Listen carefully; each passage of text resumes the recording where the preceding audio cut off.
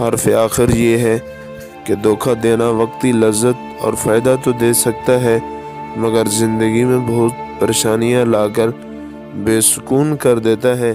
یقین مانیں کہ دوسروں انسان کو نظر نہ آنے والا دھوکہ آپ کے کندھے پر موجود لکھنے والے فرشتوں سے کبھی نہیں چھپ سکتا۔ ہم کسی معصوم انسان کو دھوکہ دے سکتے ہیں مگر رب کو کبھی نہیں دے سکتے۔ یہ بات خود کو سمجھا کر ارد گرد کے لوگوں کو بھی بتا دیں کہ دھوکہ کھانے والا شریف اور مجبور تو اکثر خاموشی سے آپ کا دھوکہ برداشت کر جاتا ہے، مگر رب تو نہیں بھولتا نا، پھر نہ ہی چھوڑتا ہے۔ وہ بھی آپ کو دھوکے میں رکھ کر کسی ذریعے سے تگڑا دھوکہ دلواتا ہے، اور تب لگ پتہ جاتا ہے کہ واقعی میں دھوکہ دینا تو آسان ہے مگر خود سہنا بہت ہی مشکل ہے۔